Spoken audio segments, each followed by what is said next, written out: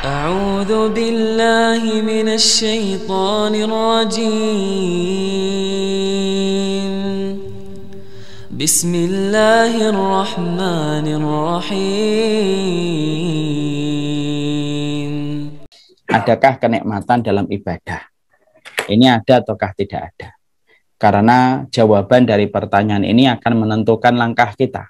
Kalau kita mengatakan tidak ada, Ustaz, ibadah itu memang harus dipaksa, tidak ada kenikmatannya. Sudah memang pokoknya harus karena Allah. Nikmat atau enggak nikmat sudah enggak penting. Yang penting kita paksa aja untuk menggugurkan kewajiban kita. Kalau jawabannya semacam itu berarti sudah tidak ada yang perlu dilakukan dan tidak ada tahapan yang perlu untuk dikerjakan.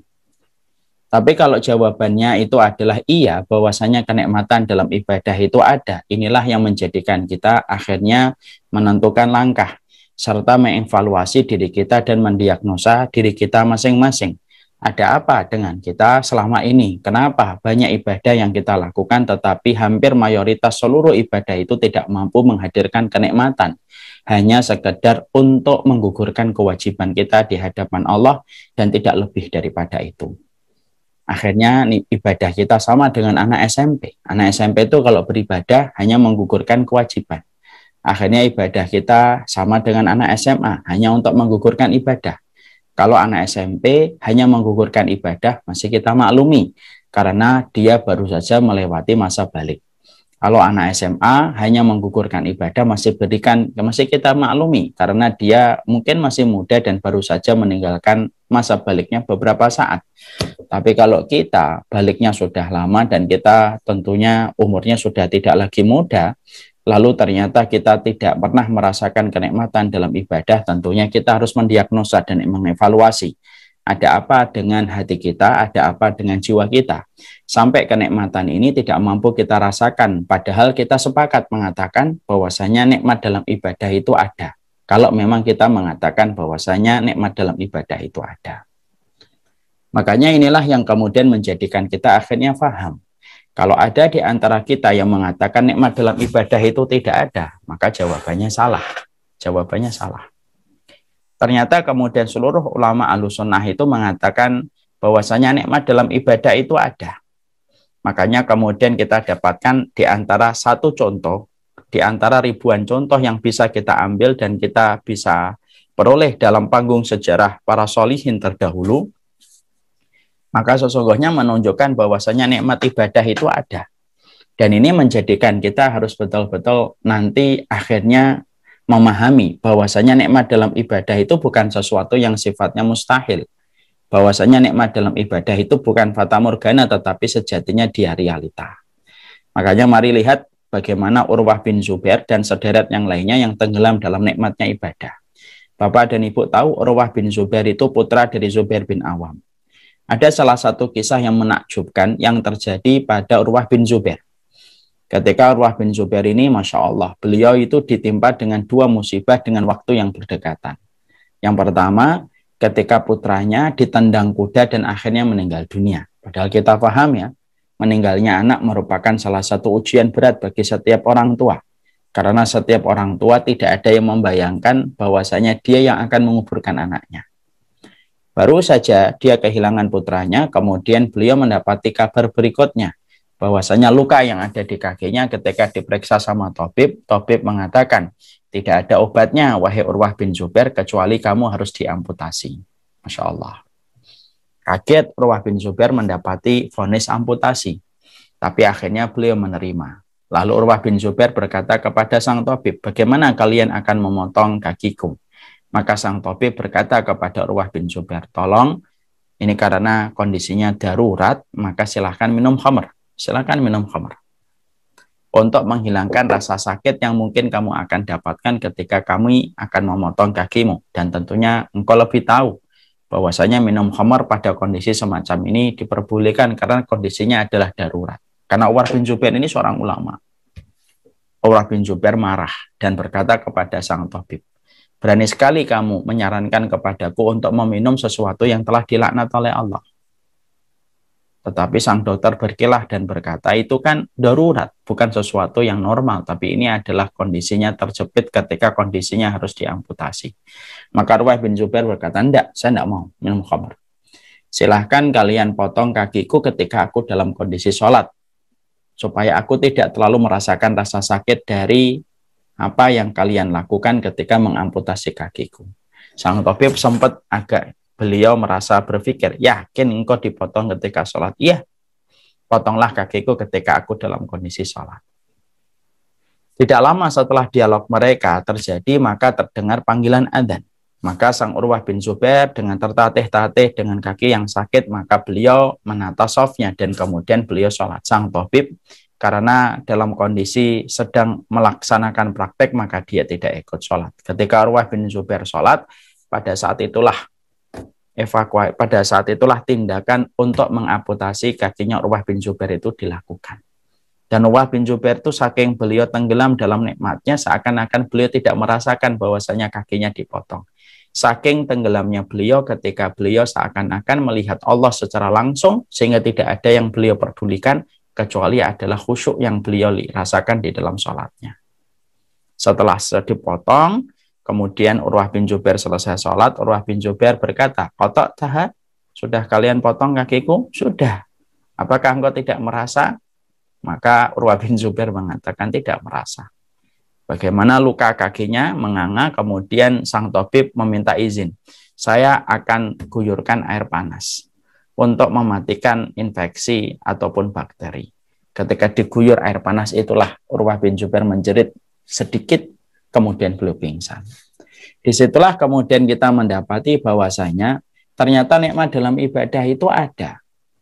Nikmat dalam ibadah itu bukan sesuatu yang sifatnya mustahil. Sesungguhnya nikmat dalam ibadah itu sejatinya hadir pada hati orang-orang solih terdahulu.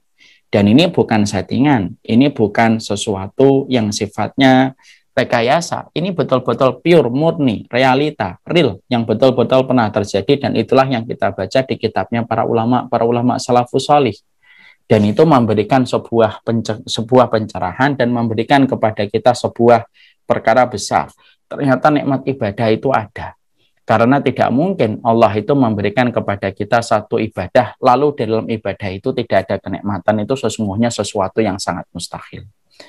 Makanya kemudian para ulama, salah satunya Imam Ibnu Qayyim itu berkata, nikmat dalam ibadah itu ada. Mas Iwan, nikmat dalam ibadah itu ada. Makanya karena sejatinya pada jalan ke surga itu membuat surga hati di dunia sebelum nanti mendapatkan surga dalam kehidupan di akhirat. Jadi Allah itu ketika memberikan syariat itu ibadah, itu pasti di dalamnya ada kenikmatan. Karena tidak mungkin bagi Allah memberikan jalan-jalan ke surga dalam setiap syariat yang Allah tetapkan, dalam setiap syariat yang Allah turunkan, lalu pada jalan-jalan ke surga itu tidak ada kenikmatan, itu tidak mungkin. Karena Allah itu mensifati dirinya Ar-Rahman, Allah mensifati dirinya dengan kata Ar-Rahim. Salah satu konsekuensi dari sifat Ar-Rahimnya Allah yang kita baca setiap kita membaca Bismillahirrahmanirrahim, salah satu konsekuensi ketika kita mengetahui sifat Rahimnya Allah, Allah itu memberikan kenikmatan bagi orang yang beriman pada setiap jalan-jalan yang mereka lakukan pada ketaatan.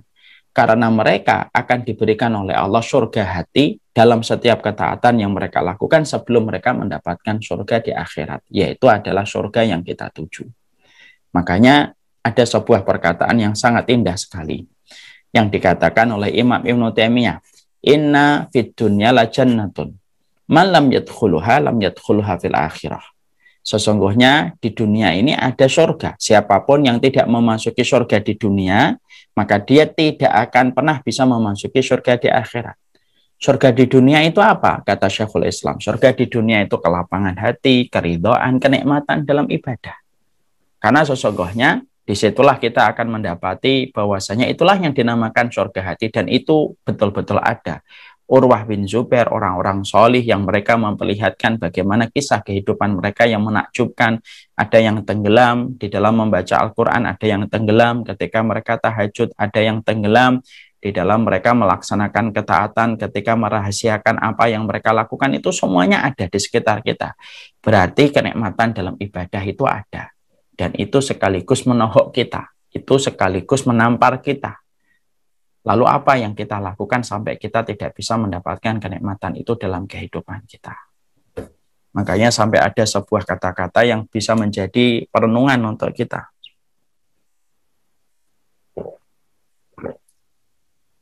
Kata-katanya itu adalah, kalau kemudian sholat kita, dzikir kita, membaca Al-Quran, amar ma'ruf nahi mungkar, ridho kepada takdir, tidak kita rasakan kenikmatannya, sampai ada yang menulis sebuah kata yang cukup menjadi renungan untuk kita. Tanyakan sama Allah, dosamu apa? Sampai sholatmu, puasamu, dzikirmu, Quranmu tidak bisa memberikan kenikmatan, padahal sejatinya semua perkara itu memberikan kenikmatan. Karena perintahnya Allah itu tidak mungkin hambar. Perintahnya Allah itu tidak mungkin tanpa rasa. Tapi apa yang Allah perintahkan itu pasti nikmat. Karena mustahil bagi Allah membuat satu syariat, lalu syariat itu tidak memberikan kenikmatan dan kebahagiaan. Saya ambilkan contoh analogi yang gampang.